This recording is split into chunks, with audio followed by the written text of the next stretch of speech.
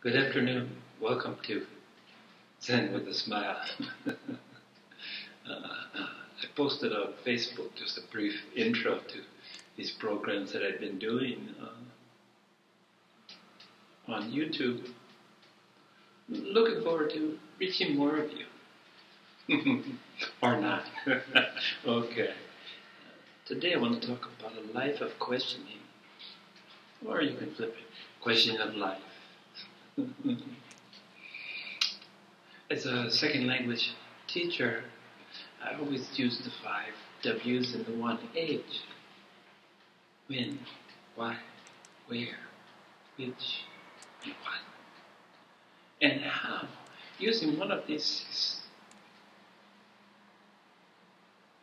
words to begin a sentence, to elicit an answer, a response.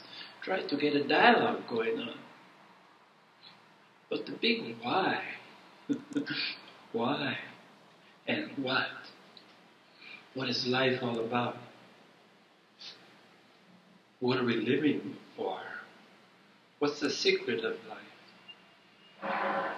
What's the purpose of life? And why are we alive? It's in this questioning spirit that began me on my search in the first place. Search for answers, even though I knew there was probably not, I probably wasn't going to answer these questions because they've been asked since time immemorial. But I did kind of understand that it would begin a process. It was through the questioning, it was through the process that the search was begun. And man, I had questions. And I never was really aware of, as an American, how intrinsic to our nature, how much a part of it is to ask questions. I remember coming to Taiwan, 1997, and so full of questions.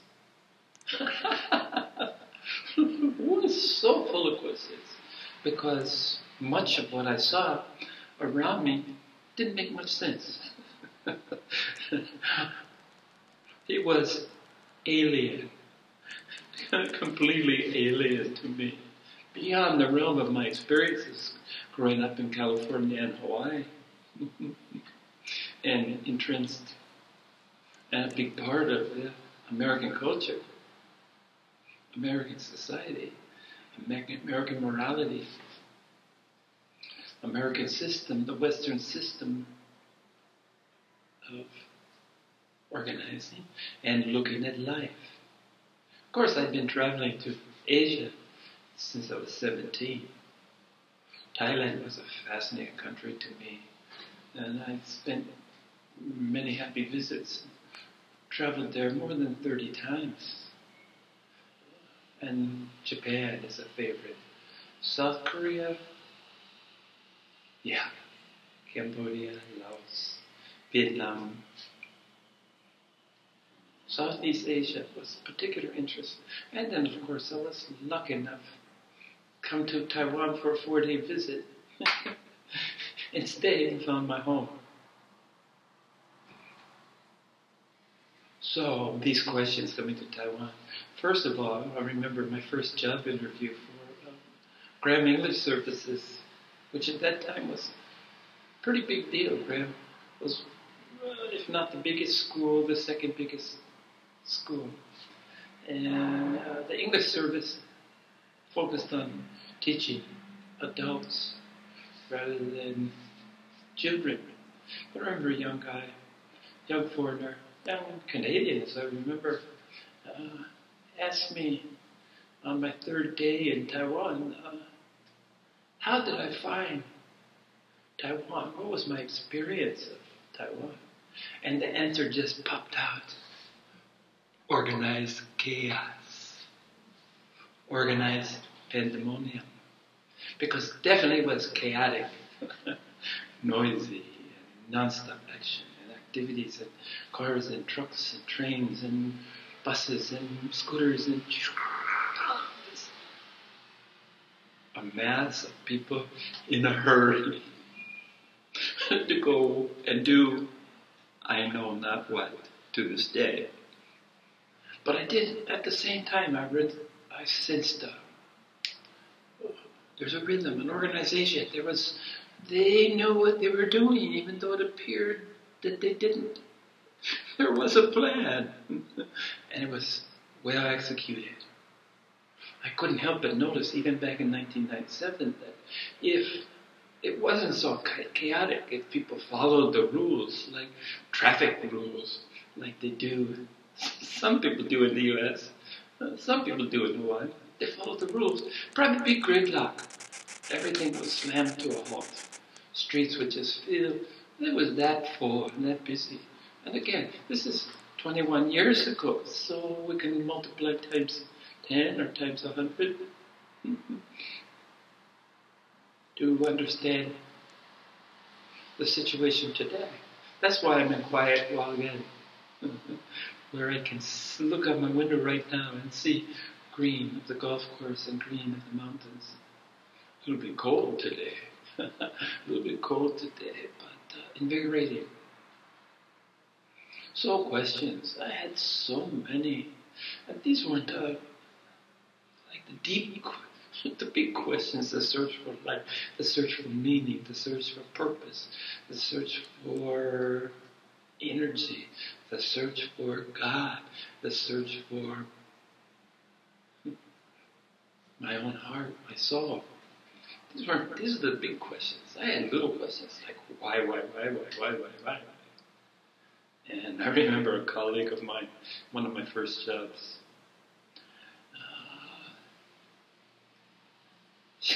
she was a cutie, and I kind of had my eye on her, to be honest, you know. And, I remember asking her so many questions, and her English wasn't all that. It wasn't all that. And, one day she looked at me, and after I had said why, for one time too many, why, she looked at me and said, "No why, okay? No why, okay?" And boy, I tell you, that hit me like a sledgehammer. It's been 20 years and it stayed with me as vividly as any memory of my life, actually. Because it made me just pause. It gave me pause to stop and look and wonder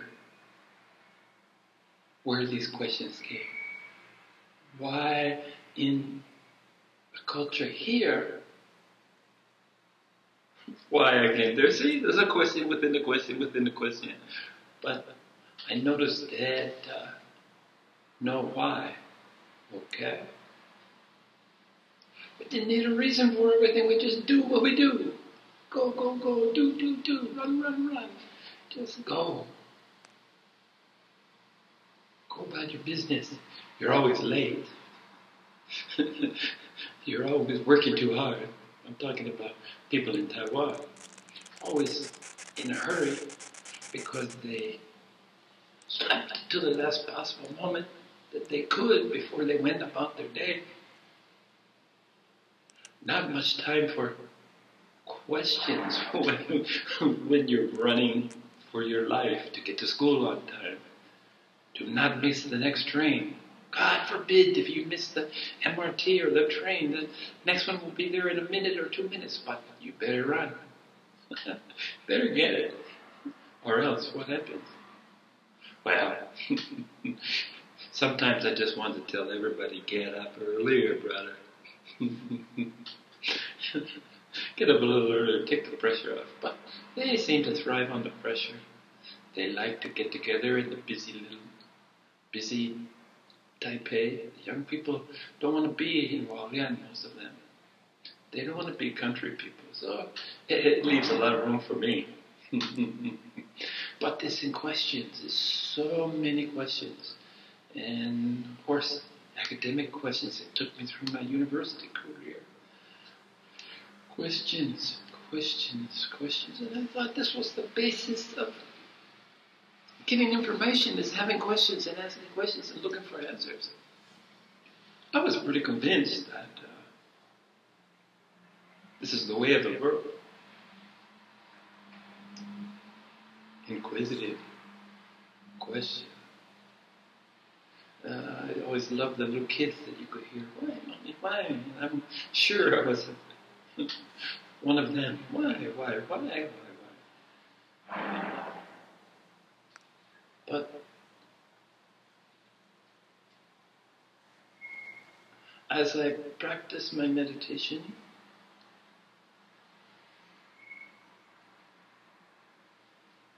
the need to know why lessened.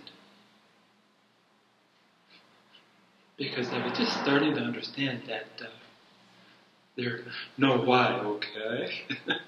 I was just starting to get that. A slow learner. Yeah. Takes time and mileage. Time and mileage. So when did I start noticing this evolution of questions? From questioning life. Questioning life and the life of questions. I could have called my first 40 years a life of questions. And instead of that old classic movie, Monty Python movie, Life of Brian, I could have had a life of questions. Yeah. But I began to experience a need, a lesser need for the answers, the driving force that propelled me into the spiritual realms, the intellectual realms, the process of knowing. I started looking at the differences between knowledge, which was always my goal, to get knowledge, to know more, and wisdom. And in my case at least, wisdom was kind of a fruit of aging process, of getting older. I don't know if you have to be old to be wise, because I've heard some young people with deep wisdom. But honestly, I don't know if that was an accident, happenstance, or it reflected more. But if you live long enough, you'll get wise. I look around, somebody that was pretty much a simpleton, that really basic kind of people. They live long enough, they know something. They have wisdom. Just through the process of living. Not through the process of questioning, but more through the process of experiencing. So I noticed that even the village idiot, if he lived or she lived long enough, would end up to be full of wisdom. So separating knowledge from wisdom, and to acquire wisdom, that's also experience, but also reflection, meditation, the reflection, the time spent in quiet pursuit of wisdom. The quiet pursuit. It wasn't a noisy process. And without me noticing it, little by little, slowly, because I mentioned many times, I'm a slow study. Many other beings have been much quicker to get to the same place. But I'm quite content. I'm quite content with my pace. I'm quite content with the tools that I was given. Utilizing the tools that I was given. I never was a guy that envied much, envied others. You know, there's always people that were smarter than me, better looking than me, richer than me. That's an easy one, okay? Richer than me, yes. But envy wasn't something that I had to really work with too much. It wasn't really a part of me. Greed has never been really a part of me because somehow material things, including money, just didn't have much value to me. I mean, I need money, you know. I like to have some money. I like to travel. I like the things that money means. Put a roof over my head, keeping the electric bill up, keeping the internet paid and happy. Yeah, but it wasn't my driving force. And Americans, as everybody knows, are driven by their desire for material goods. And it's been a little bit of a pity for me to the last 30 or 40 years to watch Asia change, where it indeed is the driving force with the Chinese culture today. Accumulation, money. So with money comes greed. Yeah. But, okay. But it did have some tough challenges as well. Hubris, being too proud, and judgment. Those two were big. I'm sure that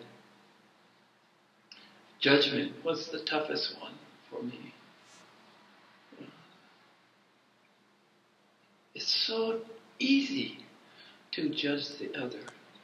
So hard to look at the other and accept them as what they truly are.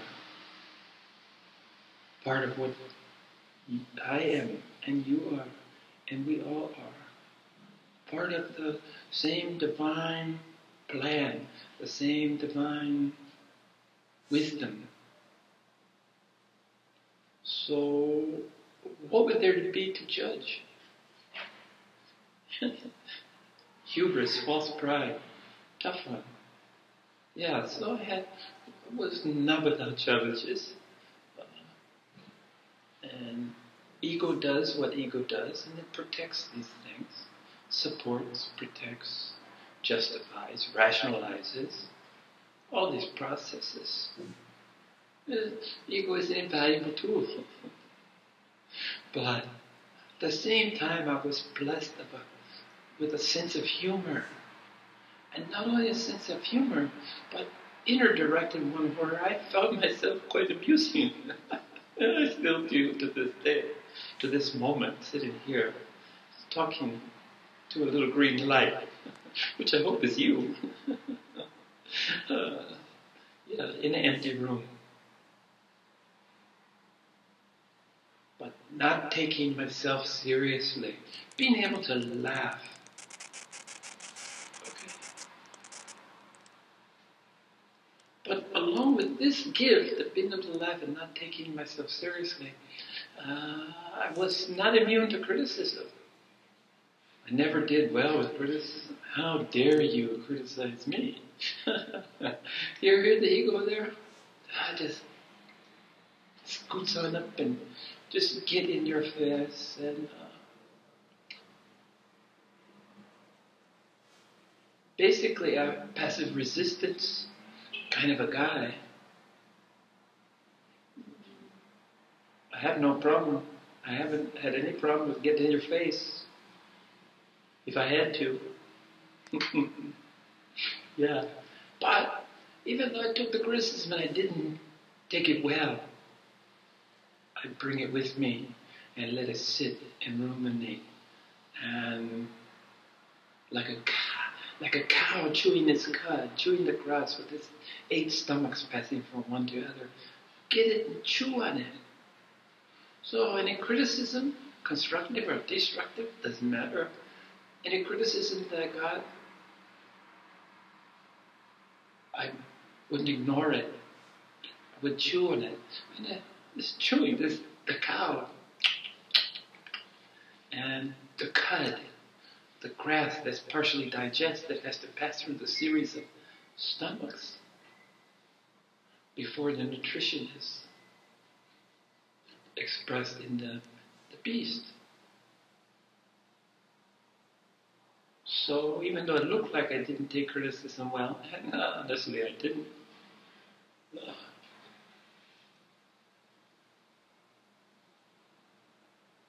I would work on it. Always doing this inward work. I don't know how much it would show on the outside. But inwardly. And always the keystone, the centerpiece was not taking myself so seriously.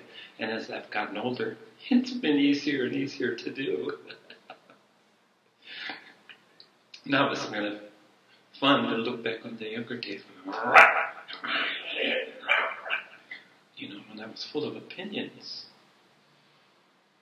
and assumptions. Make an ass of you and me. Assume. Full of assumptions. And that leads to judgment and hubris. So I questioned these. Again, everything was down to questions. And the process of gaining wisdom was allowing a respite, allowing my brain, my busy brain, to take a vacation. And probably putting distance, if that makes sense to you, putting distance between your thoughts and who you know you are. Your thoughts are just noise at least for me, just noise in my head. And it was there. I have that kind of mind. Brain is a questioning. Internal. Busy and full of dialogue. I always like talking to myself. As I get older, I talk to myself more and more. But I verbalize it. I speak out loud. And that's why it's kind of fun. I'm sitting here looking at me, talking to you, and totally comfortable with this. But I love movies, and I love the suspension of disbelief. The suspension of disbelief. I'm not one of those people watching movies, oh, that couldn't happen, that's not scientific, I don't spend any time, I just accept. I want to escape, I want to be entertained. My reading now today is escapism, is something to keep my mind busy. Maybe I can pick up, I love to learn a new word, gosh, it really makes my day. Kindle is so great on my iPad. I'm sorry. I get my eyes mixed up. I mean my iPad, iPhone. Yes. My iPad with my Kindle books, my e-books. It's opened a whole other world. I've been reading them for, 6 to 8 years, and just without accumulating a lot of books. Because books become a burden. You gotta move the damn things. God knows I move more than my share of times. It's getting less easier to do, though. Isn't that funny? It's just not as easy to move as it used to be. I mentioned before, it's like sitting on the floor for meditation. I used to have my cushion and sit on the floor and be okay. Now I got a chair over there that I sit in because the floor is far away. Getting down there and getting up, good luck with that. So I have a chair. And quite content not to have to do the floor anymore. So, this internal dialogue, the questionings, I began to distance.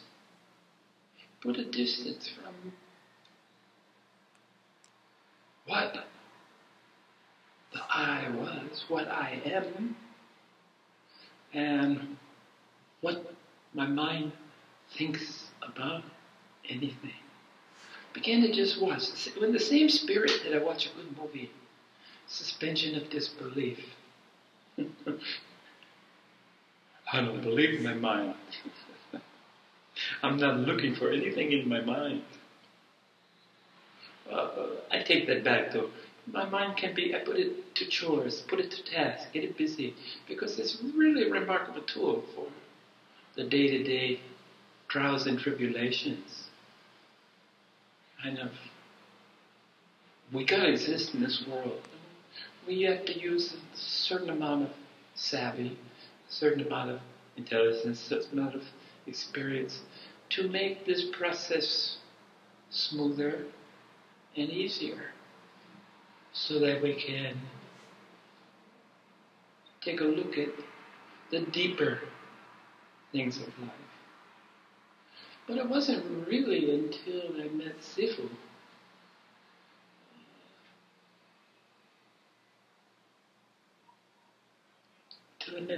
here in Taiwan, a beautiful, beautiful teacher, a Zen teacher,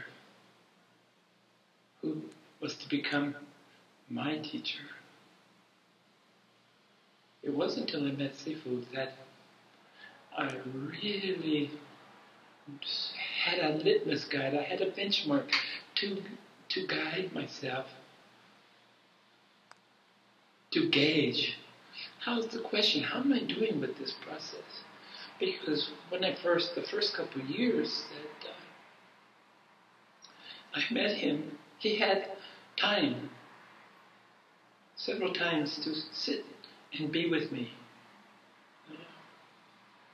And was always a pleasure. Again, those of you that know me well know my Chinese is not much. And those that know Sifu, English isn't happening. Okay? But there was a heart-to-heart in Xing. There was a heart-to-heart. There was an experience of, I knew what he was talking about. And to make it easier, he didn't talk much. He's a man of few words. He teaches on other levels, other ways. He teaches by example. First of all, I watched him carefully for years, and he's a beautiful man. And nothing but admiration and love for him. The way he conducted himself. I notice he's a micromanager. There's not a detail that escapes him. And that just, that blows my mind, because I'm the opposite. I don't like details, never have, not too interested. And I'm a macro guy, the big picture. Okay? Never could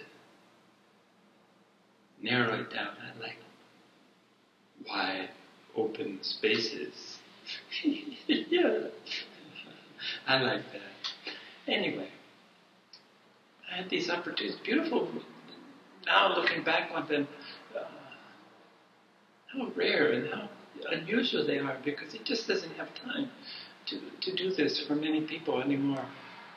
Even at that time, he had 50,000 followers, so any time that he gave me was indeed a blessing. But we would sit in his office in a small room, and not very many people were there.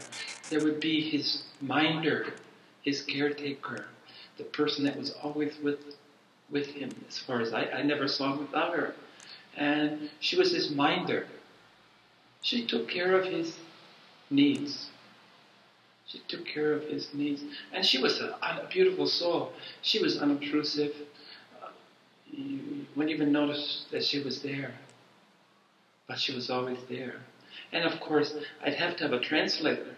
And I was lucky to have two different translators, and both of them became very, very special to me. And I think they had a unique opportunity to look into what Sifu, the teaching that Sifu was sharing with me, just by his presence. But the reason I'm telling you this is that he would ask me, do you have any questions? Now here's a golden, how many of you get an opportunity to ask a master questions. He's volunteering. Do you have any questions? And every time I find myself, I'd say, no, Sifu, I have no questions.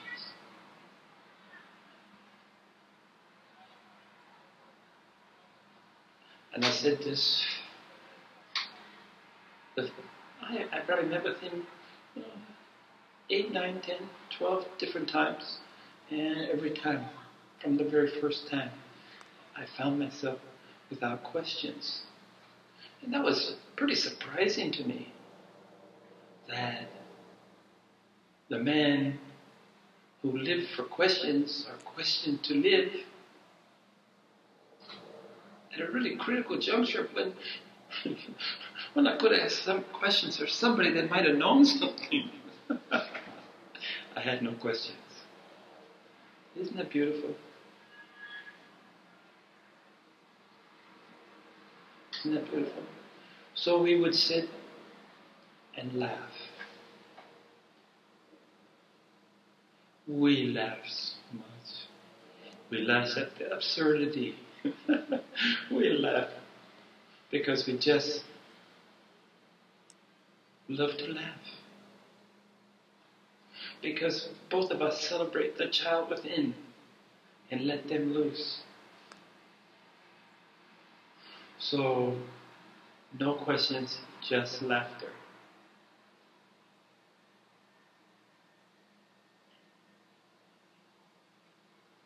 So this was a process that led me to the realization that I no longer had questions.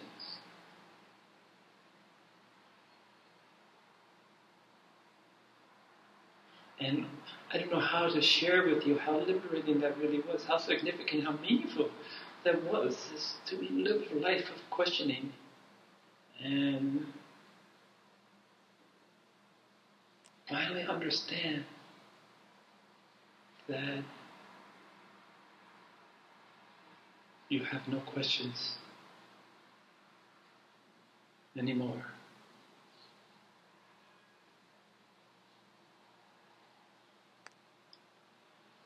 So, those of you who have questions, bless you. But someday, may you find the peace of not having questions anymore.